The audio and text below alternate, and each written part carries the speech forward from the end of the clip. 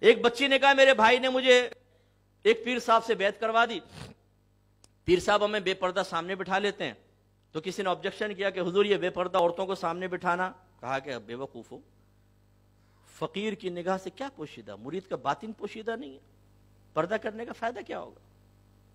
واہ، دیکھا آپ نے یہ لاجک کتنی زبردست پیش کی۔ اب اس سے کہا تو اپنی بہن کو لا کے کسی کے سامنے کھڑا کر دے، وہ بھی پہنچا ہوا ہے، پردے کا فائدہ کیا ہے؟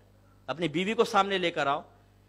ہم جیسے بے وقوف سنی ان لوگوں کو تقویت فراہم کر رہے ہیں، اسی لیے ہمارا مسلک تباہ ہے۔ آپ پڑھیں ذرا کہ کیا ہے ڈبہ پیر کون ہوتا ہے؟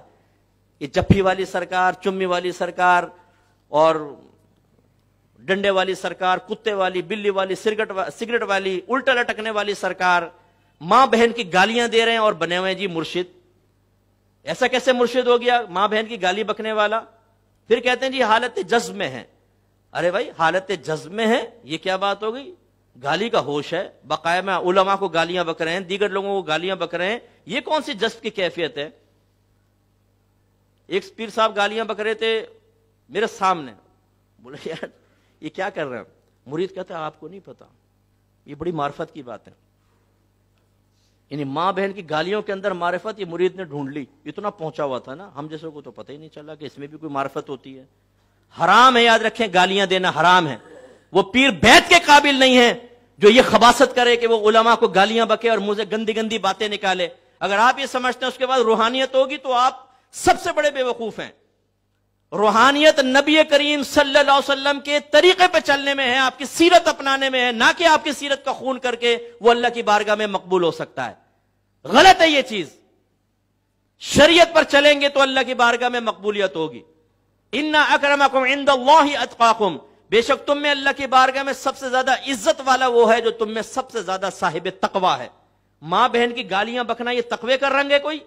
یہ تو تقوی کا خون ہے۔ ایسے الا ان اولیاء اللہ لا خوف علیہم ولا هم يحزنون، خبردار بے شک اللہ کے ولیوں کو نہ کچھ خوف ہے نہ کچھ غم ہے۔ یہاں تک تو پیر سنا دیتا ہے، آگے بھی تو سنا ہے الذین آمنوا وکانوا یتقون، اللہ کے ولی وہ ہیں کہ جو ایمان والے ہیں اور صاحب تقوی ہیں۔ اس لیے مالک بن دینار رحمۃ اللہ علیہ فرمایا کرتے تھے اگر کوئی ہوا میں اڑے کوئی کمال نہیں، یہ تو مکھی بھی کر سکتی ہے، اگر کوئی پانی پہ چل کے دکھائے کوئی کمال نہیں، یہ تو ایک تنکا بھی کر سکتا ہے، اصل کمال یہ ہے کہ نبی کریم صلی اللہ علیہ وسلم کی شریعت کو اپنائے۔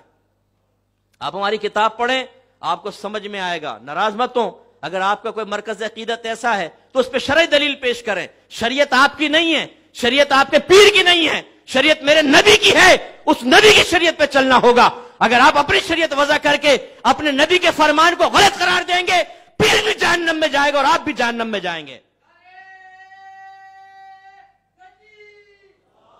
یہ ڈرامہ بنا لیا جی ڈنڈے والی سرکار، داڑھی غائب ہے، زلفیں بڑی بڑی ہیں، گلے میں مالائیں، انگوٹھیاں چڑھائی ہوئی ہیں، حق ہیو کے نعرے لگا رہے ہیں۔ بچہ تو کچھ پریشان لگتا ہے، ہاں بابا پریشان، ادھر آ، یہ ڈنڈا مارا، جا بابا کی جیب بھر جا۔